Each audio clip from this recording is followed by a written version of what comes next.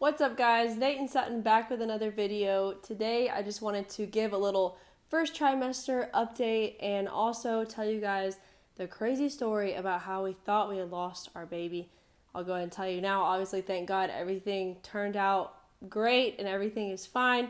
But I did want to share the story just in case anyone else out there is going through something similar. Maybe it could help somebody or encourage somebody. So this week I am 13 weeks along with our fourth baby, technically fifth if you count our miscarriage. But this pregnancy has been different in the beginning because I was turned off of red meat. That's never happened to me before.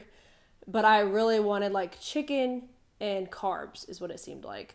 But with the other three, I never was turned off of red meat. But this time I could like cook it for them because they eat it all the time, but I could not eat it. And if I did eat it, because there were times that I wanted it so bad. I'm like, a burger sounds so good. And I would eat it. And then immediately after I'm like, oh, I shouldn't have done that. Like it just made my stomach hurt so bad. So it's just so strange how like you can be button heads with your baby. You know, like I want something, the baby doesn't want it. I try to get my way. The baby's like, no. But now I can eat red meat again. So I'm thankful for that because I really love burgers and things.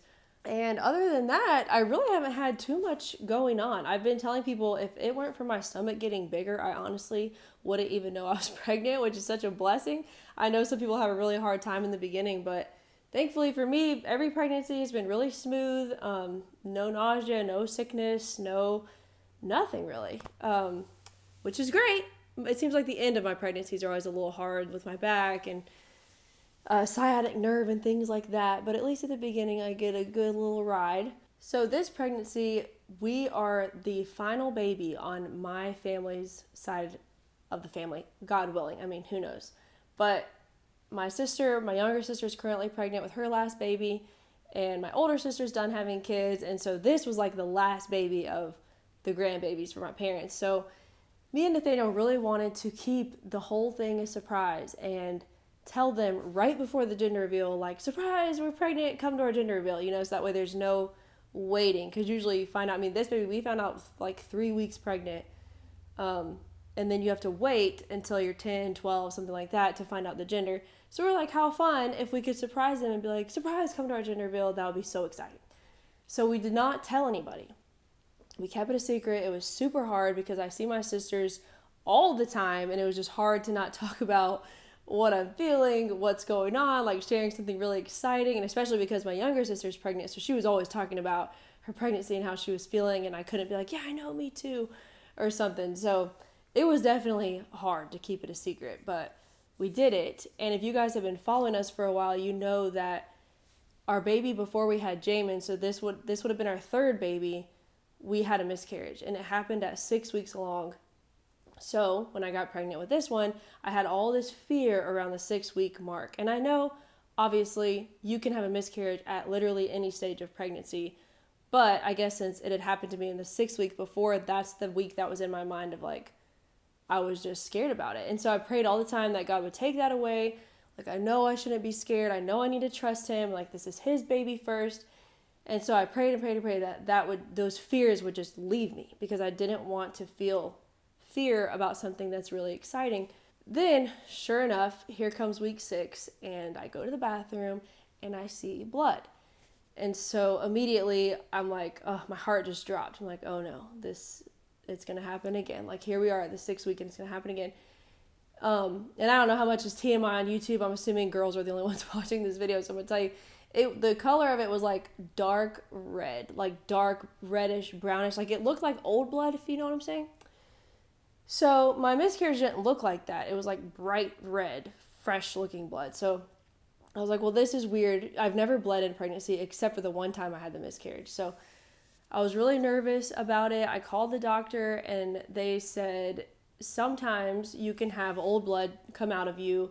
It's normal. It happens to a lot of people. But I'm like, yeah, but it doesn't happen to me. Like, I've never had this happen to me before. And they're like, well, it's normal. So anyway, a few days went by. It still is happening, but it's real minimal. Like, it's not a lot. But it's still concerning. When you're pregnant and you see blood, it's just like automatically a scary thing, especially when I was already scared about the 6th week. But I went in to the doctor when my next appointment came. It was actually my first appointment because I was only 6 weeks. I hadn't even been in yet. And I was originally trying to wait till the 10-week appointment because I was going to do the blood draw from the gender test and all these things. So I was just going to do it all at once. But then when I saw the blood, I was like, I need to move it up sooner. So I went in sooner and they reassured me like everything is fine. It's like we said, it's old blood, whatever. So I'm like, okay, that's great. So I'm so happy. I have no one to tell, I haven't told my family and I still didn't tell them then.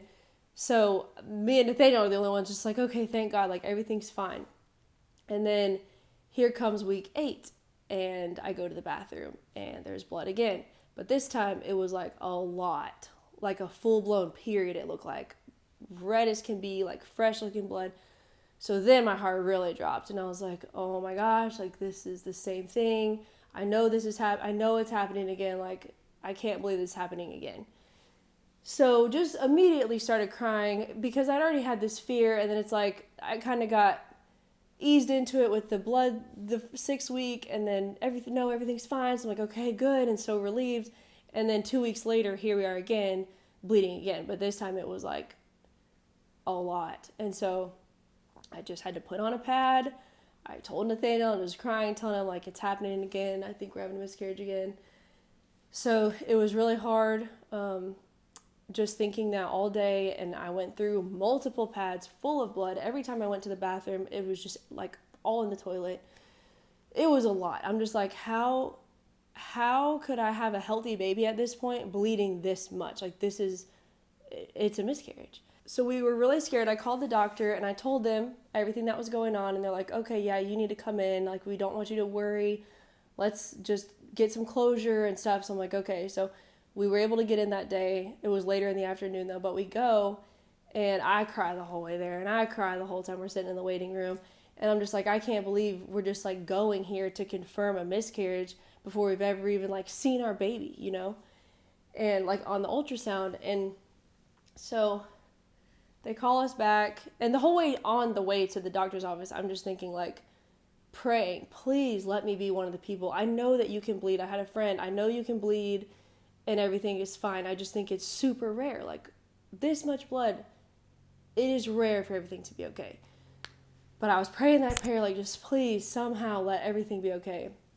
And then we go in to the office and we're doing the ultrasound. I'm just laying there like just numb feeling almost, like I can't believe we're about to have an ultrasound and like potentially see my baby that's no longer alive on this screen and I haven't even seen the baby yet. So I'm just like dreading her turning on that screen, but she turns it on, and then immediately when she gets aside of the baby, you can see the heart beating. And I was like, oh, like thinking for a second, is this like a recorded video or is this like my baby? Because I couldn't tell at first. It was just like she had just started.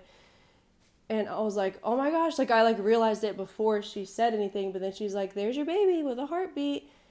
And man, you guys, the relief that flooded me, it was just like automatically crying, just like so thankful, so full of gratitude. I could not believe it. I was like, how is this possible that I have bled and bled and bled all day long and our baby's fine? I was just so thankful. And so apparently I had a thing called a bleed. I've never heard of that, but it doesn't even have anything to do with the baby. It's kind of just like a pocket of blood, and it was just releasing, and they're like, it should finish out. And then when it's done, it's just over. Like you won't be bleeding anymore. I also had a cyst on the umbilical cord, which both have resolved by now. But man, seeing that also, there's no words to describe what it is like thinking you're going in there for a miscarriage and then seeing your baby's heart beating on that screen. It was just like incredible. But also we ended up telling our families. It was kind of lame. I mean, I just feel like we didn't really have a choice, but we were trying to surprise our families.